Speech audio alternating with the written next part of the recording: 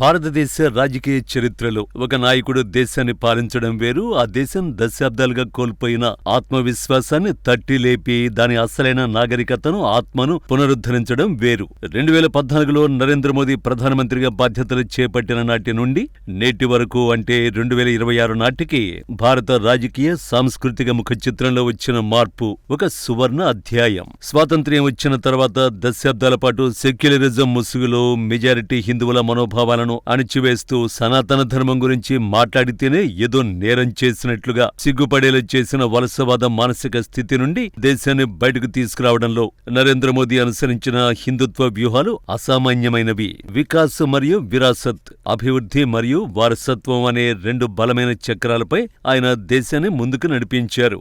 ఒకవైపు ఆధునిక సాంకేతికత, మౌలిక సదుపాయాల అభివృద్ధిపై దృష్టి సారిస్తూనే మరోవైపు అత్యంత నిశ్శబ్దంగా, పకడ్బందీగా భారతదేశాన్ని ఒక హిందూ సాంస్కృతిక మహాశక్తిగా ప్రపంచం ముందు సగర్వంగా నిలబెట్టారు.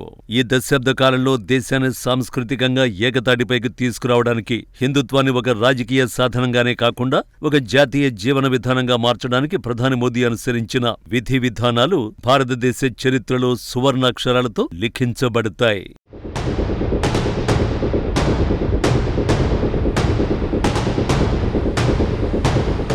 మోదీ హిందుత్వ వ్యూహానికి మరియు భారతీయ సాంస్కృతిక పునరుజ్జీవనానికి మోదీ చేసిన 11 రోజుల కఠిన యమనియమ అనుష్ఠానం ప్రతి హిందువు హృదయంలో చెరగని ముద్ర వేసింది. నేలపై పడుకుంటూ ఉపవాసాలు చేస్తూ ఆయన గర్భగుడిలోకి అడుగుపెట్టిన తీరు భారతీయ సనాతన ధర్మానికి ఒక సజిందు ఆత్మగౌరవానికి దక్కిన చారిత్రక విజయం. రాముడు ఒక వివాదం కాదు, రాముడు జాతీయ ఐక్యతకు ఒక పరిష్కారమని మోదీ ప్రపంచానికి చాటి చెప్పారు.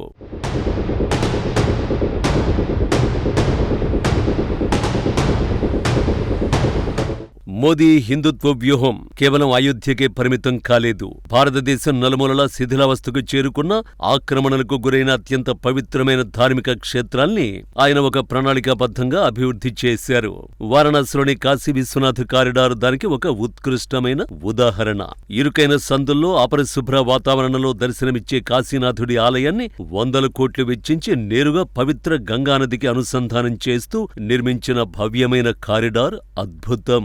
అలాగే మధ్యప్రదేశ్లోని ఉజ్జయినిలో మహాకాల్ లోక్, ఉత్తరాఖండ్లో కేదార్నాథ్ మరియు బద్రీనాథుల పునరుద్ధరణ, గుజరాత్లోని సోమనాథ ఆలయ అభివృద్ధి, ఆది శంకరాచార్యుల విగ్రహ ప్రతిష్ఠ, ఇవన్నీ ఒక వ్యూహాత్మక సాంస్కృతిక పునరుజ్జీవనంలో భాగమే. దీని వెనుక ఉన్న మోదీ దార్శనికత అత్యంత సూక్ష్మమైనది. ఈ పుణ్యక్షేత్రాన్ని అభివృద్ధి చేయడం ద్వారా ఆయన కేవలం మతపరమైన భావాలను మాత్రమే కాదు, ఆధ్యాత్మిక పర్యాటకాన్ని ఊహించని స్థాయికి తీసుకువెళ్లారు. నేడు లక్షలాది మంది భక్తులు ఈ క్షేత్రాన్ని సందర్శించడం వల్ల స్థానికంగా వేలాది మందికి ఉపాధి లభిస్తోంది. ఆయా రాష్ట్రాల ఆర్థిక వ్యవస్థలు బలపడుతున్నాయి. హిందుత్వాన్ని ఆర్థిక అభివృద్ధితో ముడిపెట్టిన మోదీ చాణక్య నీతికి ఇదొక నిదర్శనం.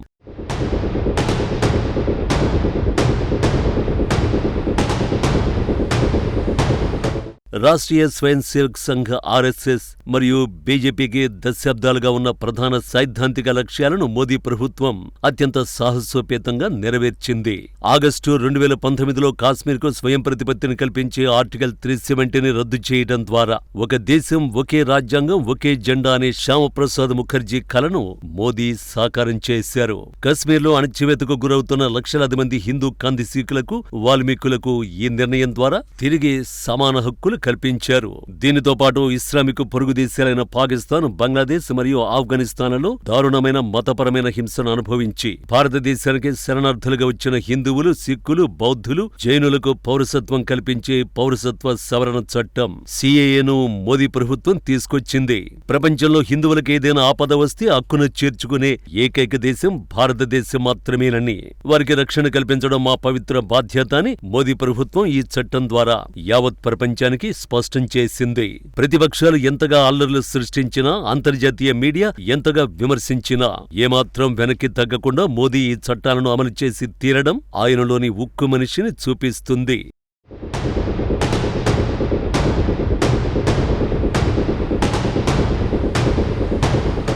నరేంద్ర మోదీ అనుసరించిన అత్యంత విప్లవాత్మకమైన రాజకీయ వ్యూహం సబాల్టర్న్ హిందుత్వం.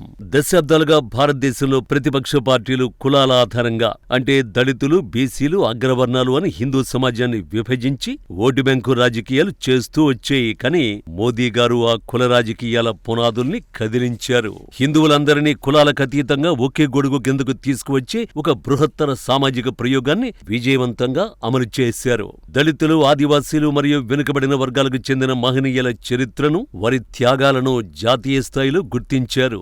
డాక్టర్ బిఆర్ అంబేద్కర్ కు సంబంధించిన 5 ప్రదేశాలను పంచతీర్థాలుగా అభివృద్ధి చేయడం, గిరిజన వీరుడు బిర్సా ముండా జయంతిని జాతీయ స్థాయిలో ఘనంగా నిర్వహించడం, అయోధ్య రామమందిర శంకుస్థాపనలో దళిత కరసేవకులకు పెద్దపీట వేయడం ద్వారా హిందూ సమాజంలో ఒక అపూర్వమైన ఐక్యతను సాధించారు. అంతేకాకుండా గిరిజన సామాజిక వర్గానికి చెందిన ద్రౌపది ముర్ము గారిని దేశ అత్యున్నత రాష్ట్రపతి స్థానంలో కూర్చోబెట్టి చరిత్ర సృష్టించారు. హిందుత్వం అంటే అగ్రవర్ణాలది మాత్రమే కాదు, ప్రతి అట్టడుగు వర్గం కూడా హిందూ ధర్మంలో అంతర్భాగమేనని నిరూపించడం ద్వారా ప్రతిపక్షాల కులాల కుట్రల్ని మోదీ పూర్తిగా తిప్పికొట్టారు. ఈ వ్యూహమే నేడు బీజేపీని దేశంలో ఒక అజేయమైన రాజకీయ శక్తిగా నిలబెట్టింది.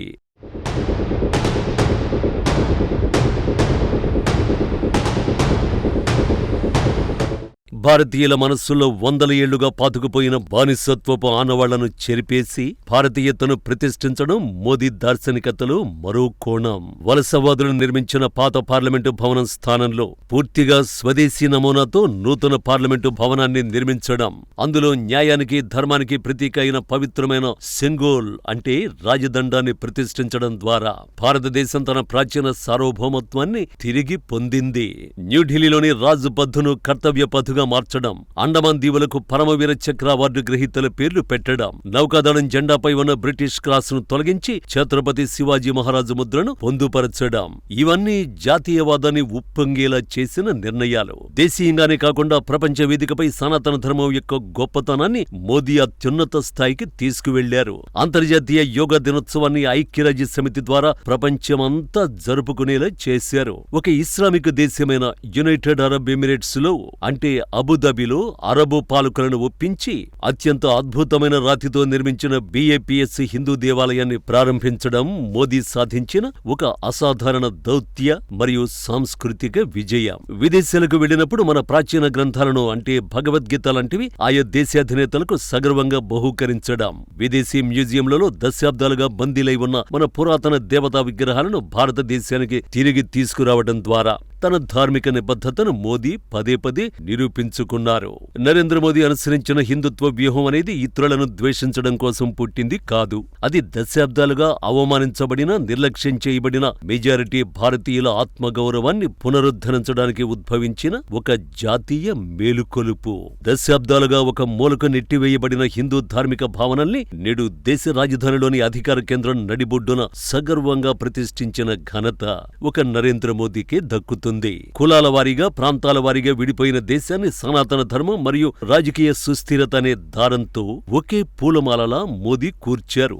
వందల ఏళ్ల దండయాత్రల తరువాత, స్వాతంత్ర్యం వచ్చిన 75 ఏళ్ల తర్వాత భారతదేశం ఇప్పుడు తన నిజమైన అస్తిత్వాన్ని, తన మూలాలను ఎవరికీ భయపడకుండా ప్రపంచం ముందు ప్రదర్శిస్తోంది. మోదీ దార్శనికతలోని ఈ అచంచలమైన విధానాలే రాబోయే దశాబ్దాల పాటు భారతదేశాన్ని నూతన ప్రపంచ క్రమంలో ఒక సాంస్కృతిక మరియు ఆర్థిక సూపర్ పవర్ గా నిలబెట్టబోతున్నాయనడంలో ఎలాంటి సందేహం లేదు. ఇదే మోదీ అసలైన శక్తి, ఇదే మోదీ విజన్.